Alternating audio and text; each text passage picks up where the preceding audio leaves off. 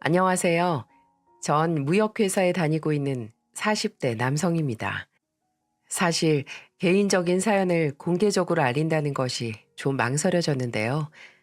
그럼에도 이렇게 글을 드리는 이유는 제 경험이 채널을 통해서 알려지면 많은 사람들에게 작은 교훈을 줄 수 있을지도 모른다는 생각 때문이었어요. 여러분들은 인연이라는 말을 알고 계시죠? 사람들이 살아가면서 맺어지는 관계는 생각지도 못한 곳에서 이어지기도 하고 불쾌한 경험으로 엮이기도 합니다. 부처님은 모든 것은 인과 연이 합해져서 생겨나고 인과 연이 흩어지면 사라진다는 말을 남겼다죠. 오늘 제가 말하고자 하는 내용은 바로 인연에 대한 이야기입니다. 어떻게 보면 참 황당하기도 하고 또 어떻게 보면 신기하기도 한 제 경험담에 끝까지 귀를 기울여 주시길 바랍니다. 친구 소개로 만난 그 여성은 한눈에 반할 만큼 제 이상형에 가까웠습니다.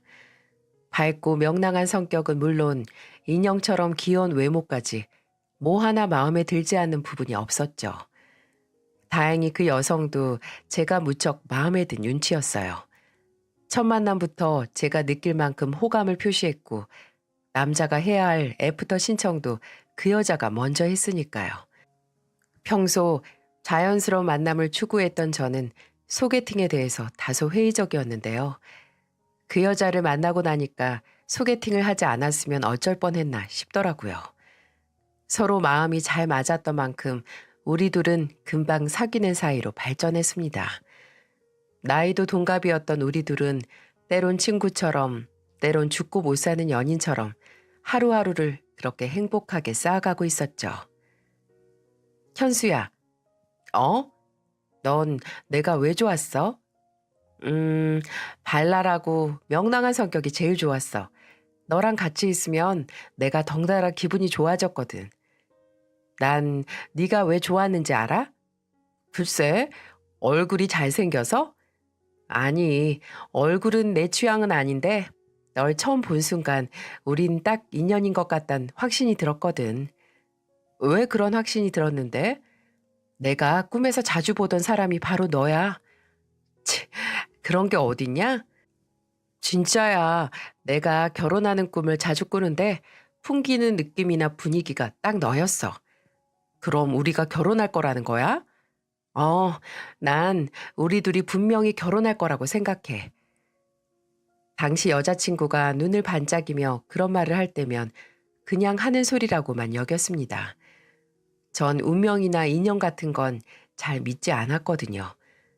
그런데 우리 둘은 정말 결혼을 꿈꿀 만큼 사이가 깊어졌고 이제 서로를 의지하며 함께 살자는 약속을 하기까지 이르렀죠. 그렇지만 마음에 걸리는 것이 하나 있었습니다. 그건 바로 서로의 집안 차이가 크게 난다는 점이었죠. 여자친구와 데이트를 하고 집까지 데려다 줄 때면 늘 여자친구의 집을 마주할 수밖에 없는데요. 그러지 않으려고 해도 드라마에서나 볼 법한 큰 저택에 저도 모르게 기가 눌리고 말죠. 여자친구의 아버지는 공장을 몇 개씩이나 가지고 있는 중소기업을 운영하고 계신답니다. 일찍이 아버지와 이혼을 하고 젊었을 때부터 보험 판매원으로 다리가 퉁퉁 붓도록 일을 하신 우리 엄마와는 비교 자체가 불가능한 집안이었어요. 제 걱정을 눈치챈 여자친구가 자기 부모님은 절대로 그런 거 따지시는 분이 아니라고 해도 위축이 되는 건 어쩔 수가 없더라고요. 아무래도 집안 어른들은 여자친구와 생각이 다를 겁니다. 결혼이라는 건 집안과 집안이 인연을 맺는 일이기도 하니까요. 그런 생각이 깊어지니까 아무래도 양가 부모님께 인사를 드리러 가는 일이 영 꺼려지는 겁니다. 여자친구는 차일피일 미루는 제게 화를 내기 시작했죠. 인사 한번 드리자는데 왜 자꾸 미루는 건데? 너 나랑 결혼하기 싫어? 아니, 꼭 그런 건 아닌데. 아닌데 뭐, 나랑 결혼한다며. 결혼하려면 어른들께 인사를 드려야 할 거 아니야. 나도 알아. 그런데 희정아, 나 솔직히 너희 부모님 만나는 일이 좀 망설여져. 그러니까 대체 왜 우리 부모님 만나는 게 어렵다는 건데? 현수 너 설마 아직도 우리 집이 잘 살아서 그런 생각하는 거야? 그래, 네가 아무리 괜찮다고 하지만 신경이 쓰이지 않을 리가 없잖아. 너희 아버님은 번듯한 기업 회장님이시고 우리 집은 이혼 가정에다가 엄마 혼자 힘들게 벌어서 겨우 먹고 살아온 집안이니까 차이가 나도 너무 나잖아. 아마 너희 집에선 날 탐탁지 않게 생각할 거야. 내가 그 부분은 분명히 말했지. 우리 아빠 그런 사람 아니라고. 우리 아빠 돈 가지고 사람 판단하는 그런 분 아니셔. 내가 좋다고 하는 남자라면 노숙자라고 해도 괜찮다고 하실 분이라니까. 그건 딸인 내가 더 잘 알지. 현수 네가 더 잘 알겠니? 그러니까 내 말 믿고 딱 한 번만 만나보자. 어? 하지마. 여자친구가 간곡히 부탁을 하니까 마음이 흔들리더군요. 이렇게까지 자신 있게 말하는 걸 보면 제가 괜한 자격지심을 부리는 게 아닌가 싶었습니다. 전 몇 번의 갈등 끝에 여자친구의 말에 따르기로 결심했죠. 그리고 전 약속한 날짜에 여자친구 집에 방문을 했습니다. 아빠, 이 사람이에요. 이 사람이 아빠한테 소개시켜주고 싶은 제 남자친구예요. 처음 뵙겠습니다. 오현수라고 합니다. 전 팔을 안으로 모은 채 소파에 앉아있는 아버님께 공손히 인사를 드렸습니다. 하지만 굳은 표정으로 인사를 받는 둥 마는 둥 하는 아버님의 모습에 불길한 예감이 엄습하더군요. 그런 아버님의 냉랭한 모습에 당황한 건 여자친구도 마찬가지였어요. 여자친구는 어색한 분위기를 깨뜨리기 위해 애를 쓰는 모습이 역력했죠. 그래서인지 아버님은 딱딱한 표정을 다소 누그러뜨리며 제게 말을 걸었습니다. 우리 희정이랑 만나고 있다고? 희정이한테 대충 들었는데 회사원이라지? 정확히 무슨 일을 하고 있나? 네, 작은 무역회사에서 근무하고 있습니다. 해외 영업 쪽을 맡고 있고요. 해외 영업? 그럼 해외 자주 나가는 거 아닌가? 아, 예. 해외 출장도 나가긴 하지만 잦은 편은 아니고요. 실질적으로는 사무실에서 하는 업무가 더 많습니다. 부서명은 해외 영업부지만 갖은 업무를 다 한다고 보시면 됩니다. 어찌됐든 월급쟁이 아닌가? 회사에서 임원이 되려면 얼마나 걸리겠어? 임원이요? 아유, 글쎄요. 거기까지 생각해보지도 못했고 평사원이 임원까지 가는 건 극히 드문 일이죠. 그래? 아버님이 표정을 구기며 의미를 알 수 없는 한숨을 길게 내셨어요. 그 집에 들어간 지 10분도 되지 않았지만 전 제가 환영받지 못하고 있다는 사실을 잘 알 수 있었죠. 그럼 아버님은 무슨 일을 하고 계시나? 아, 아버님이요? 아버님은 제가 어릴 적에 어머님과 이혼을 하시고 따로 살고 있습니다. 고등학교 때를 마지막으로 아버님을 뵌 적이 없고요. 어머님은 보험회사에서 일을 하시면서 저와 동생들을 힘들게 키우셨고요. 지금도 어머님과 동생들이랑 함께 살고 있습니다. 제가 부모님에 관해 설명을 드리자마자 아버님의 안색이 더 나빠졌어요. 아니나 다를까 아버님은 찻잔에 차가 채 식기도 전에 자리에서 벌떡 일어나시더군요. 더 이상 말할 것도 없네. 희정이가 하도 성화를 부려서 얼굴 한번 보긴 했네만 이건 차이가 나도 너무 나지 않는가. 수준 차이가 어느 정도여야지 비벼보기라도 할 것 아니겠어?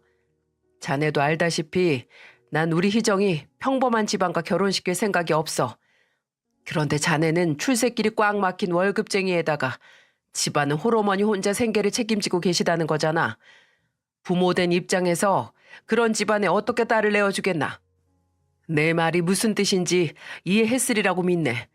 알아들었으면 두 사람 이쯤에서 헤어지는 게 좋겠어. 아버님의 뜻밖의 반응에 놀란 여자친구가 입을 다물지 못했어요. 아빠, 갑자기 왜 이러세요? 내가 좋아서 만나는데 집안이 대체 무슨 상관이에요? 왜 상관이 없어?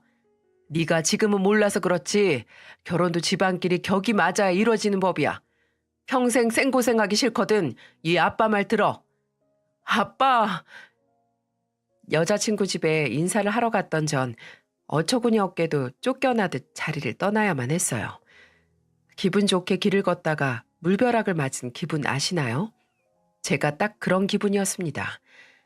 제 우려가 현실이 되는 순간이었죠. 여자친구는 자신의 부모님은 절대 그런 사람이 아니라고 장담했지만 결국 뚜껑을 열어보니 별반 다를 바 없던 것이었어요. 집안의 수준 차이 때문에 사윗감 심사에서 조기 탈락해버렸다는 사실이 서글펐지만 뭐 이해는 됐습니다.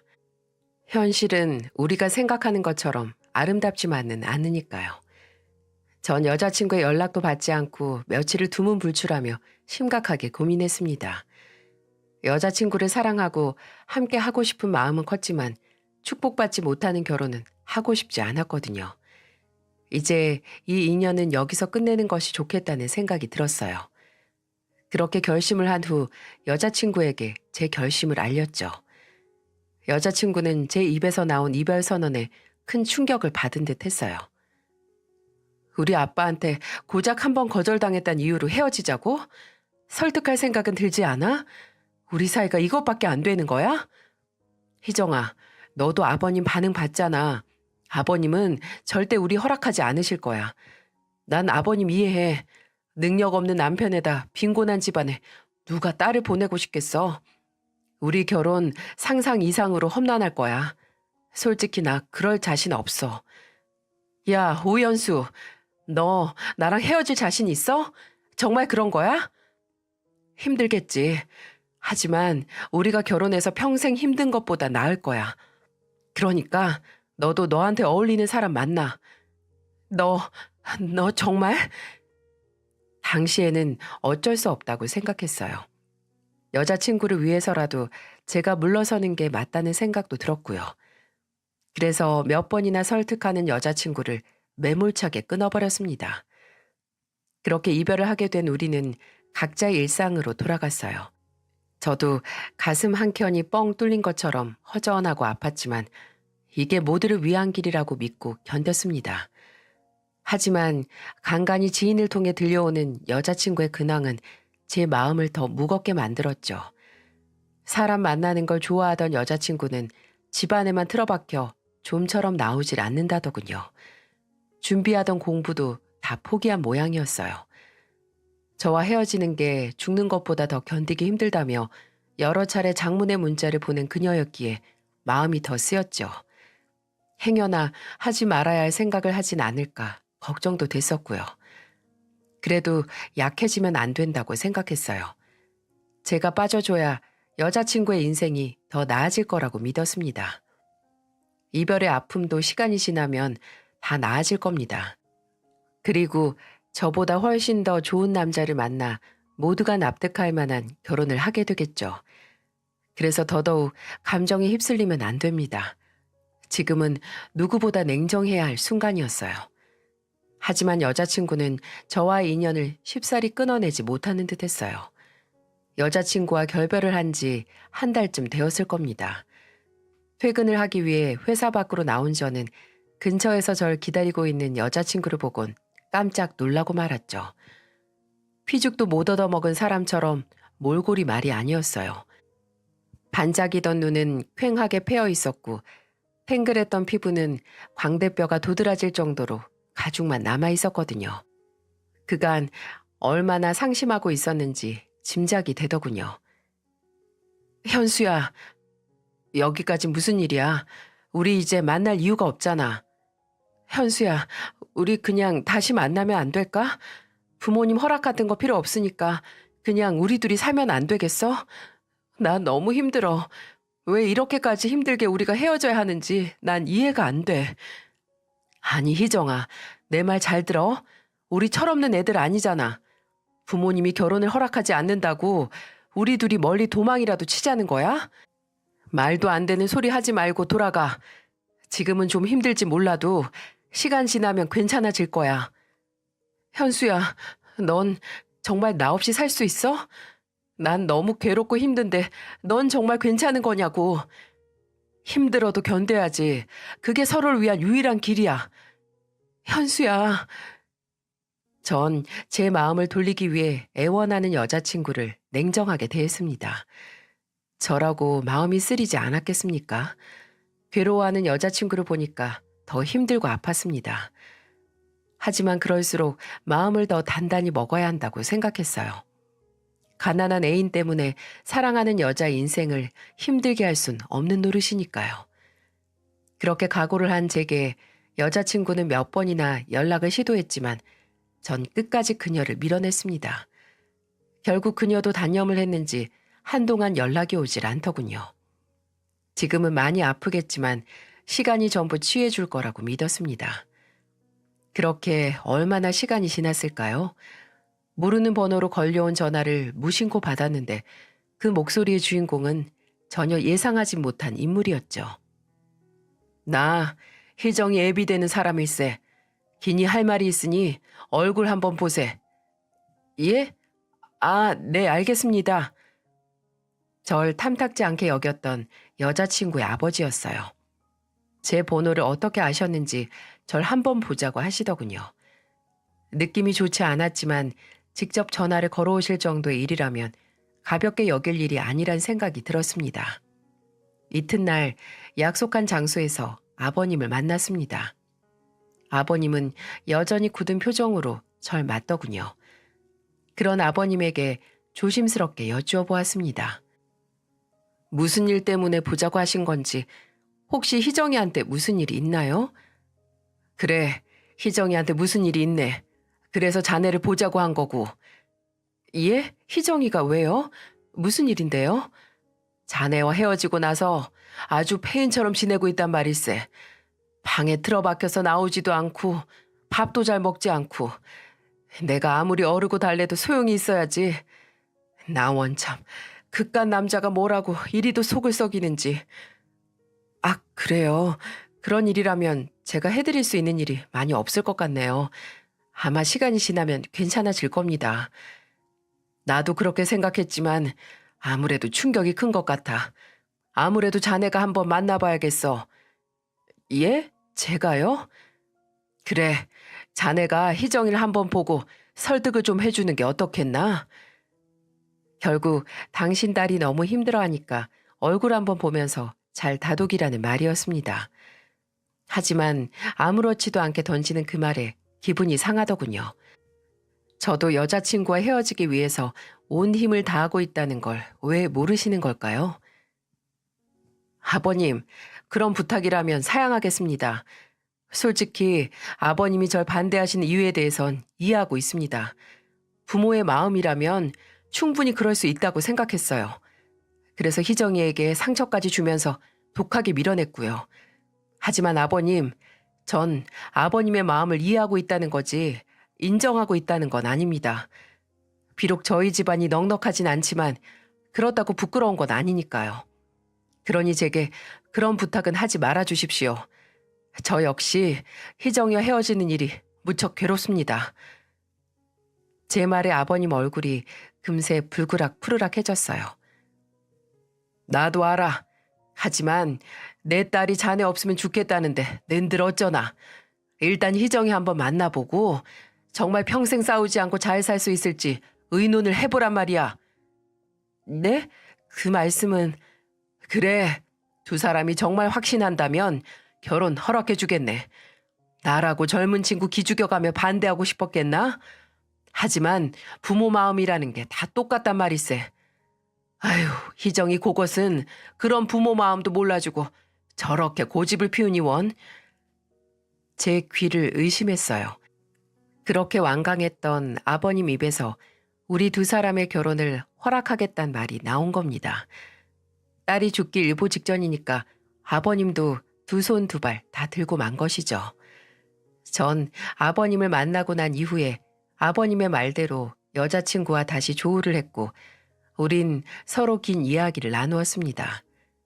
어쩌면 여자친구를 위한다는 빌미로 제 자존심을 지키고 싶었을지도 모르겠다는 속마음부터 우리가 결혼을 하면 어떻게 살아갈지 미래에 대한 이야기까지 서로의 진심을 다시 한번 확인을 했습니다.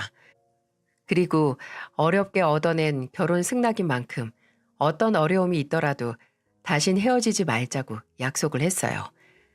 제 품에 안겨 펑펑 우는 여자친구를 다독이며 저 역시 눈물을 참지 못했답니다. 참 우여곡절 많은 결혼식이었어요. 지금 이 자리에서 전부 다 꺼내어 놓을 수는 없지만 승낙부터 결혼까지 지난한 일들을 몇 번이나 견뎌야만 했었죠. 그래도 결국 우리 두 사람은 식장에서 백년 가약을 맺을 수 있었고 많은 사람들의 축복을 받으며 새로운 인생을 시작할 수 있었습니다. 하지만 아버님은 결혼을 승낙한 대신 조건을 하나 다셨는데요. 그건 제가 당분간 처가로 들어와서 살아야 한다는 것이었어요. 대릴 사위는 생각해 본 적도 없었기에 좀 당황스러웠죠. 아버님은 우리가 잘 사는 모습을 가깝게 지켜보고 싶다는 이유를 대셨습니다. 저와 여자친구는 망설였지만 천신만고 끝에 받은 결혼 승낙인 만큼 그 정도는 우리가 받아들이자는 결론에 이르렀죠. 처가 식구들과 한 집에서 산다는 것이 당연히 불편하겠지만 또 다른 면으로 생각해보면 신혼집에 대한 부담을 덜 수 있다는 장점도 있으니까요. 나쁘게 생각하면 한도 끝도 없을 테니 긍정적으로 생각하는 게 마음 편할지도 모릅니다. 그래서 저희 두 사람은 신혼을 처가에서 시작하게 되었어요. 높다란 담벼락으로 둘러싸인 저택이니 사는 공간이야 부족함이 없었습니다. 하지만 아버님 눈치를 보느라 숨이 턱턱 막혀오는 건 어쩔 수 없더라고요. 괜한 헛기침 한 번에도 눈치가 보이고 방 안에 누워있다가도 대문이 열리는 소리에 벌떡 몸을 일으키게 됩니다. 그래도 시간이 지나면 적응이 되면서 괜찮아질 거라고 생각을 했죠. 하지만 그 빡세다는 해병대에서도 무탈하게 적응한 제가 도무지 대릴 사위는 적응이 되질 않는 겁니다. 아내는 본래 본인이 살던 환경과 식구들이니까 아무 문제가 없을 겁니다. 하지만 전 결혼과 동시에 모든 환경이 바뀌어버린 셈이잖아요. 모든 게 낯설고 불편하기만 했습니다. 사부인께선 지금도 보험회사에 다니시나? 네, 지금까지 해오던 일이셔서 열심히 하고 계십니다. 사부인께선 언제까지 그 일을 하실 생각인지 모르겠군. 네? 그게 무슨 말씀이신지. 보험 일이라는 게 알고 보면 아줌마들끼리 모여서 수다 떨고 사은품 줘가며 환심을 사야 하는 일이거든. 이래저래 격이 떨어지는 일이라는 거야.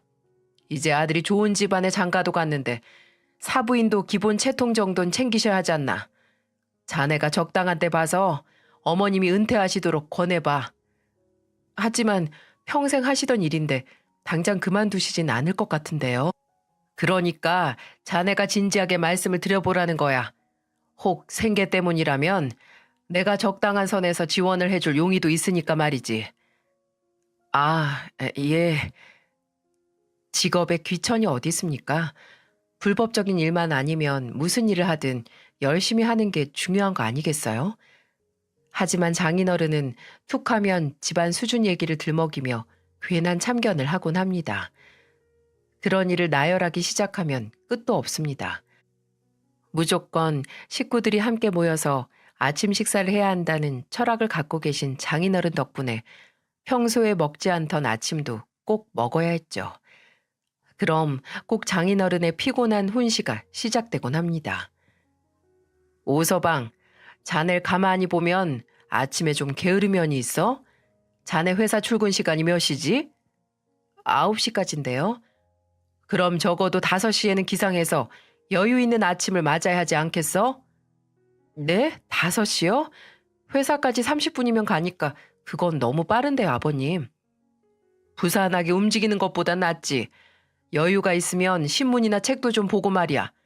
성공하는 사람이 괜히 그렇게 되는 줄 아나? 아, 예, 알겠습니다. 그나저나 오늘 갈치주의가 참 좋구만. 아, 그러고 보니 사부인에게 갈치 좀 보내드리면 좋겠어. 갈치요? 그래, 사부인께서는 갈치가 비싸서 자주 드시지 못하실 게 아닌가. 우리야 제철 생선이야 질리도록 먹으니까 잘 모르겠지만 서민들은 밥상 위에 생선 올리기가 쉬운 게 아니라고. 그러니 좀 보내드리면 좋지. 안 그런가? 네, 그렇죠 뭐. 장인어른은 사부인을 챙긴다고 하는 말씀이지만 묘하게 기분이 상했어요. 누군가 제게 1,000원짜리 한 장을 건네면서 갑자기 뒤통수를 때리면 이런 기분일까요? 제게 이런저런 잔소리를 하시는 것까진 참을 수 있어도 부모를 무시하는 건 견디기가 힘이 들었어요. 처음은 그저 챙겨주시려는 마음에서 비롯된 것이라고 생각했죠. 그런데 은근히 저희 집을 무시하는 발언이 계속되더군요. 자넨 잘 모르겠지만 우리 집은 매해 겨울이 오면 하와이나 괌으로 가서 한 서너 달쯤 겨울을 보내고 오는데 아무래도 자넨 직장인이라서 함께 하기가 어려울 것 같구만. 네, 회사에선 그렇게까지 휴가를 주진 않으니까요. 그러니까 그 비전도 없는 회사를 뭐 그렇게 목매면서 다니려고 해.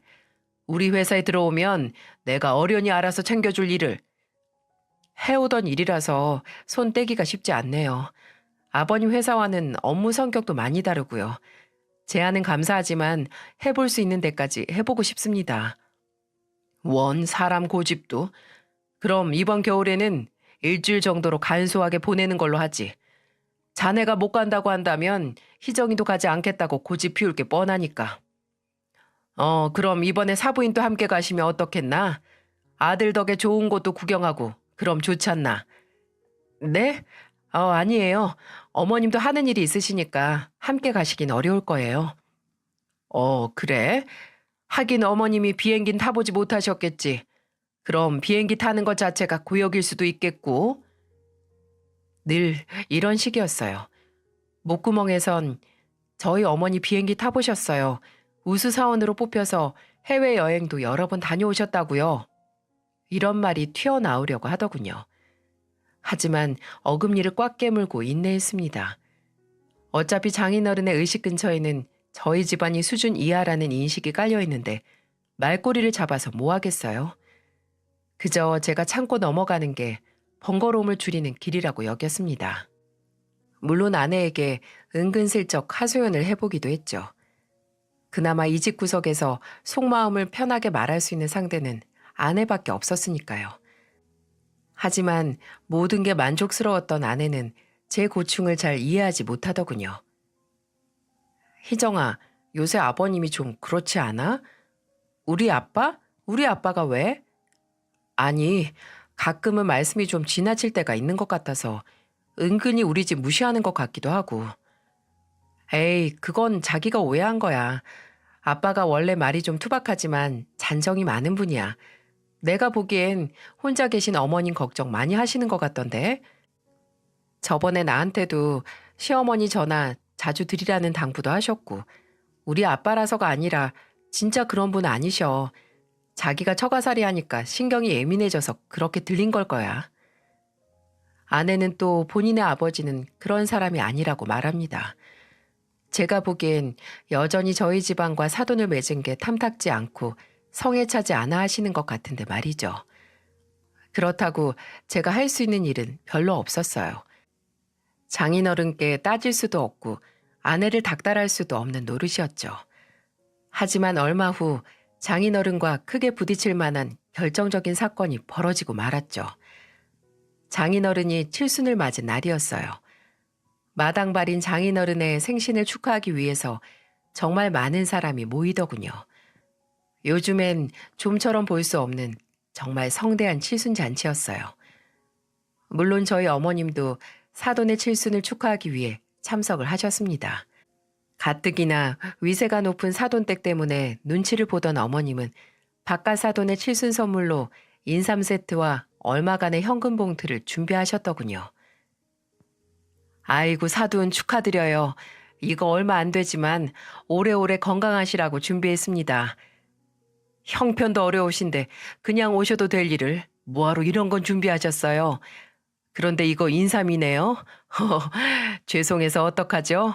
전 산삼만 먹지 인삼은 입에 대질 않습니다. 짝퉁 산삼이라서 그런지 두드러기가 나더라고요. 예? 그러세요? 제가 그런 생각까진 미처 못했네요. 아닙니다. 그래도 주신 거니까 밑에 사람들한테 나누어 주죠. 뭐 아무튼 감사합니다.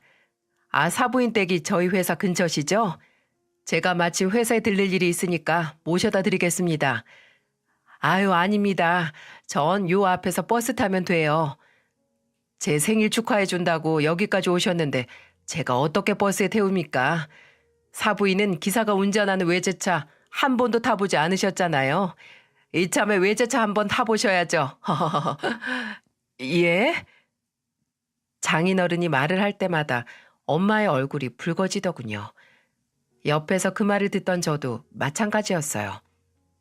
장인어른의 말투는 한마디 한마디 사람을 무시하는 태도가 역력했어요. 어머니는 장인어른의 호의 아닌 호의를 거절하고 혼자 버스를 타고 돌아가셨죠. 장인어른은 그런 어머님을 향해 혀를 끌끌 차시더군요. 참나, 사부인 고집도 보통이 아니시구만. 아니, 생각해서 태워드리려고 했더니 뭐가 그렇게 불편하셔서 버스를 탄다고 고집을 부리시는지 원. 저는 참다 못해 장인어른께 한마디를 했습니다. 아버님, 이런 상황이라면 저도 아버님 차에 타고 싶지 않을 것 같은데요? 뭐? 갑자기 그게 무슨 소린가? 아버님이 계속 사람 무시하는 말을 하시는데 누가 그런 차에 타고 싶겠어요? 오서방, 누가 누굴 무시했다고 이래? 자네 술 취했나? 저희 어머님이 준비하신 선물이 별로라며 대놓고 무시하셨고 외제차 한 번도 타보지 않지 않았냐며 또 무시하셨잖아요. 그게 무시가 아니면 뭐겠어요? 그게 어떻게 무시야? 사부인이 어려워하시는 것 같으니까 농담 삼아서 한 말이지. 아버님은 농담일지 모르겠지만 듣는 사람은 자존심에 큰 상처를 받을 수도 있는 일입니다. 그리고 평소 저한테도 저희 집, 저희 식구들 무시하는 발언을 입버릇처럼 하시잖아요. 아닙니까? 오서방 자네, 여태 날 그렇게 생각했었나? 난 그래도 눈에 차지 않는 사위를 진심으로 대해줬는데 고작 날 이렇게 생각했다고? 절 진심으로 대해주셨다고요? 아니요. 전 아버님 때문에 하루하루가 힘들고 버거웠습니다. 그리고 제 생각엔 아버님은 평생 저나 저희 집을 마음에 들지 않아 하실 것 같은데요. 제 말이 틀렸습니까? 이놈의 자식이 정말 자네 지금 나랑 한번 해보자는 건가? 제가 장인어른과 말다툼을 벌이자 놀란 아내가 저를 뜯어 말렸어요. 아내가 제 팔을 거칠게 잡아채며 쏘아붙이더군요. 자기 오늘 정말 왜 이래? 오늘 아빠 생일이잖아. 꼭 생일날 이래야겠어?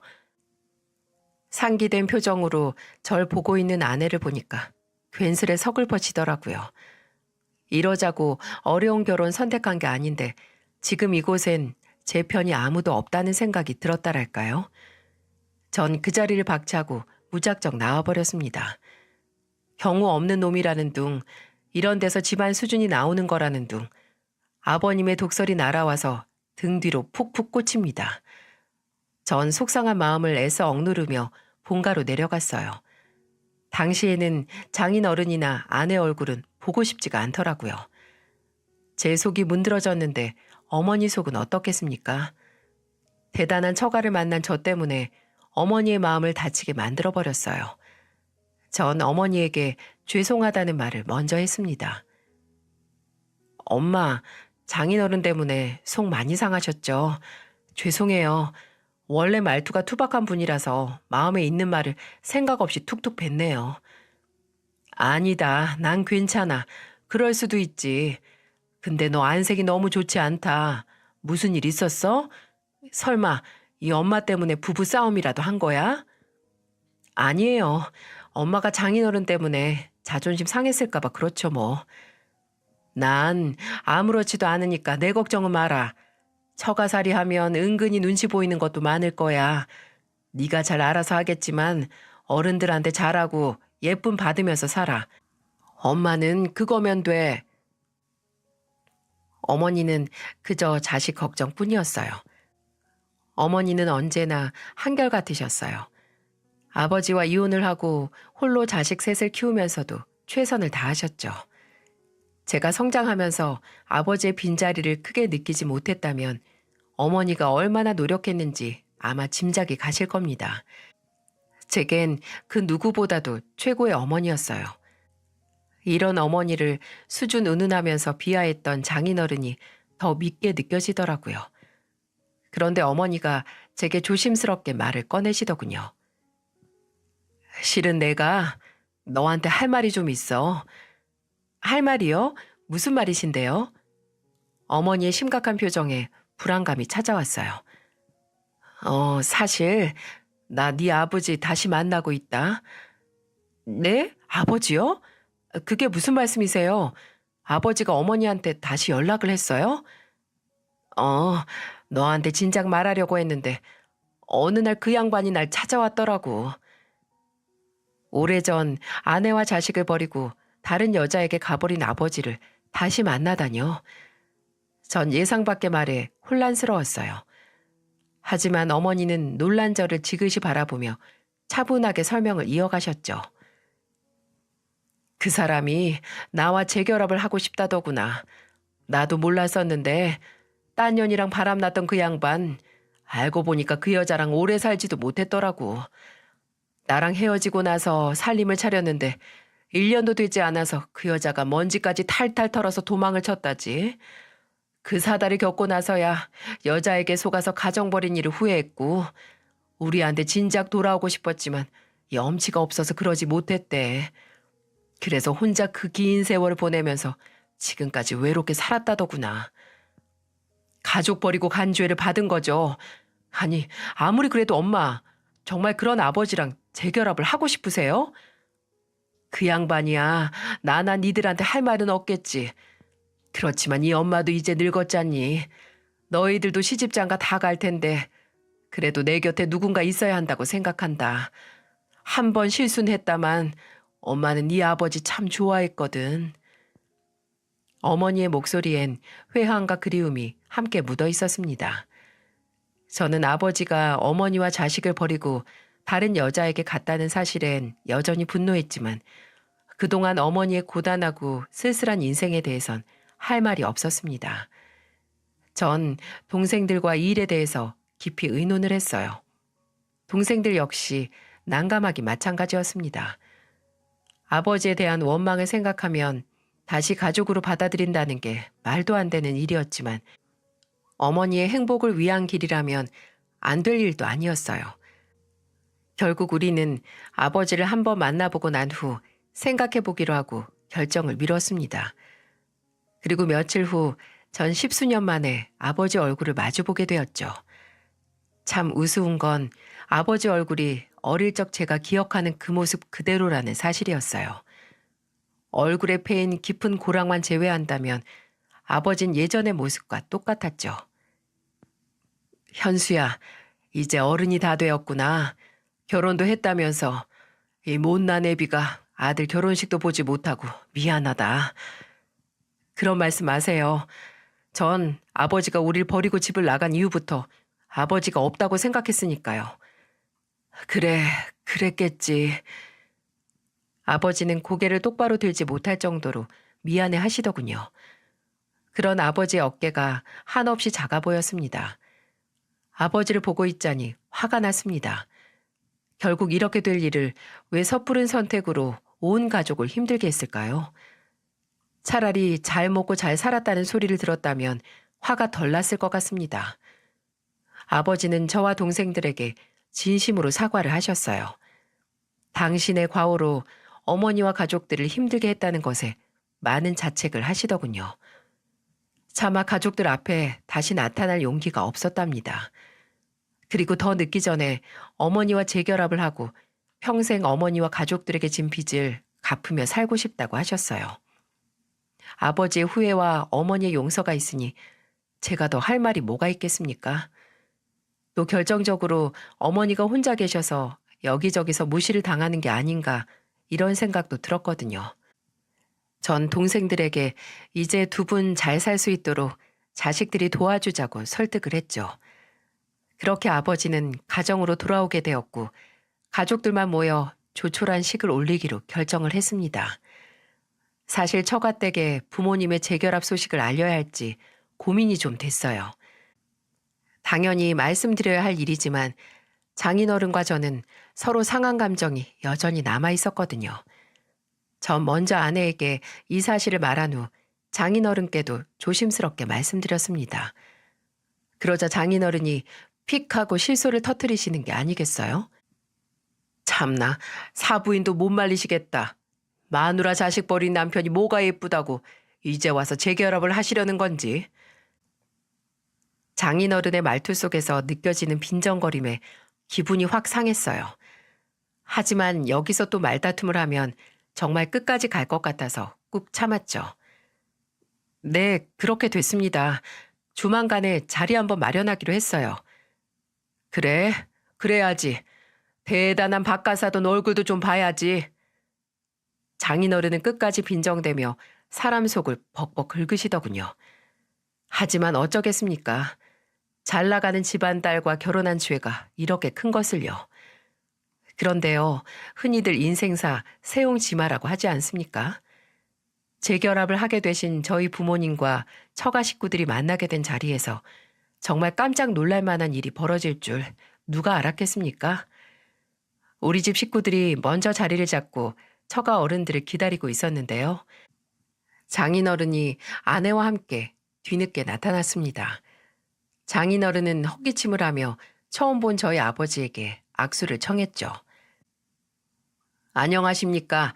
오서방 장인 되는 사람입니다. 사연은 미리 들었습니다. 사부인과 결별을 하셨다가 다시 재결합을 하신다고요?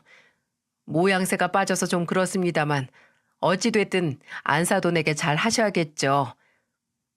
그런데 저희 아버지가 눈을 크게 뜨곤 장인어른을 위아래로 훑으시더라고요. 저 혹시 자네 형구 아닌가? 소재동에서 살던 나 형구 맞지? 나 못 알아보겠어? 나 오경태야, 오경태. 원단 공장 하던 오경태. 예? 경태 형님? 경태 형님. 아니 형님이 어떻게 여길. 그럼 형님 아드님이 오서방이라는 거예요? 아이고 이 사람아. 이게 도대체 몇 년 만인가? 그렇게 수소문을 해도 찾지 못했는데 어떻게 우리가 이렇게 만나? 경태 형님. 장인어른은 제가 평소에 보지 못한 표정으로 아버지 두 손을 맞잡았어요. 온 식구들은 뜻밖의 상황에 어리둥절해하고 있었습니다. 아니 이게 무슨 일입니까? 제가 형님을 그동안 얼마나 찾았는데요. 하지만 형님이랑 친했던 분들도 다 작고 하셔서 찾을 길이 있어야죠. 그런데 우리가 사돈인 줄도 모르고. 그러게 말일세. 우리가 이렇게 가깝게 있었는데도 전혀 모르고 있었구만. 예, 형님. 반갑습니다. 정말 반가워요. 두 분은 서로의 등을 연신 두드리며 감격을 참지 못했습니다. 두 분이 어느 정도 진정을 하고 나서야 아버지와 장인어른의 특별한 인연에 대한 이야기를 들을 수 있었어요. 젊었을 적 대전 깡촌에서 살았던 장인어른은 막리를 하며 겨우 입에 풀칠을 하고 살았답니다. 그러다 다리를 크게 다치는 바람에 생계 곤란을 겪고 있었다네요. 당시 장인어른이 살던 집 근처에서 원단 공장을 하고 있던 아버지는 그 사정을 알고 장인어른을 여러모로 도와주신 모양이었어요. 당장 끼니를 잊지 못하는 젊은 청년에게 돈도 내어주고 다리를 치료할 수 있도록 병원비도 대주셨다죠.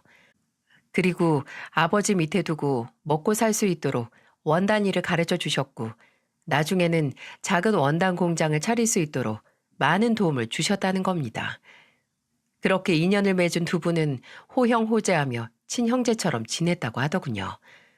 그러다 아버지가 먼저 대전을 떠나면서 서로 연락이 끊어져 버렸답니다. 형님이 아니었다면 전 아마 다리 하나를 잃었을 겁니다. 그때 의사가 그랬어요. 병원에 조금만 늦게 왔다면 다리를 잘라내야 했을 거라고요. 어디 그뿐입니까? 형님께서 제게 원단을 가르쳐주지 않으셨다면 저 이렇게 떵떵거리면서 살지도 못했을 겁니다. 평생 형님 빚 갚으며 살기로 다짐했는데 먹고 사느라 바빠서 형님을 찾는 일에 소홀했습니다. 죄송합니다, 경태 형님. 아닐세. 나도 사연이 길어서 연락을 하지 못했어. 이렇게라도 만나게 됐으니 됐지. 게다가 우리 아들 장인이라니. 인연이라는 게 참 무섭구만. 그런데 갑자기 장인어른이 아버지와 어머니를 향해 털썩 무릎을 꿇는 게 아니겠어요? 형님, 제가 형님 아드님인 줄도 모르고 그간 우리 오서방에게 못나게 굴었습니다. 딸애가 오서방 아니면 죽고 못 산다는 사실이 야속하기도 했고요. 잘 나가는 집안이 아니라는 게 못마땅하기도 했습니다. 죄송합니다, 형님. 이 모자란 아우가 제 분수도 모르고 큰 실수를 했네요. 아유, 이 사람이 정말 어서 일어나. 사람들 보는데 왜 이래? 부모의 마음이라는 게 그럴 수도 있는 거지. 하지만 이제라도 자식들이 잘 살 수 있도록 도와주면 되지 않는가? 안 그래? 장인어른은 눈물을 지으면서 제게 눈길을 돌렸어요. 호서방, 그동안 정말 섭섭했지? 미안하네. 정말로 미안하네. 못난 나를 용서해주게. 아, 아니에요, 아버님. 어서 일어나세요. 장인어른의 갑작스런 사과에 당황스럽긴 했습니다만 저 역시 사람의 인연이라는 게 정말 무섭다는 생각이 들더라고요. 장인어른이 아버지에게 이렇게 큰 마음의 빚을 지고 있었을 줄은 꿈에도 몰랐거든요. 그날 두 분은 옛 추억 얘기를 멈출 줄 모르고 하셨고요. 다음날 따로 만나서 하루 종일 시간을 보내고 돌아오셨습니다. 당연히 저와 저의 집을 대하는 장인어른의 태도는 180도 달라졌어요. 장인어른은 이제 대릴사위 그만하고 분가하라며 50평 아파트를 저희 부부에게 척 안기셨고요. 저희 부모님 재결합을 축하해야 한다면서 큰 선물을 보내셨습니다. 아버지는 극구 사양을 하셨지만 장인어른은 아버지에게 진 빚을 평생 따라다니면서 갚을 거라고 호언을 하셨죠. 장인어른에게 늘 괄시의 대상이던 저희 집안이 이젠 요즘 말로 추앙의 대상이 된 겁니다. 하지만 전 무엇보다도 이제 장인어른이 절 진짜 사위로 인정해 주신다는 게 가장 행복하네요. 아내 역시 이 모든 게 좋은 방향으로 마무리가 된 것에 참 기뻐하고 있답니다. 사돈 관계인 두 분은 누구보다도 각별하게 지내면서 지금까지도 서로 잘 돌봐주며 지내고 있어요. 아마 대한민국에서 가장 가까운 사돈 관계가 아닐까 싶습니다. 이젠 그간 대릴사위로 들어가서 마음 졸이며 살았던 일이 아득한 추억처럼 느껴지네요. 앞으로도 양가 부모님께 잘하면서 행복하게 살 생각입니다. 여기까지가 제가 경험한 특별한 사연이었어요. 여러분들이 제 이야기를 어떻게 들으셨는지 무척 궁금해집니다. 끝까지 귀를 기울여 주셔서 감사드립니다.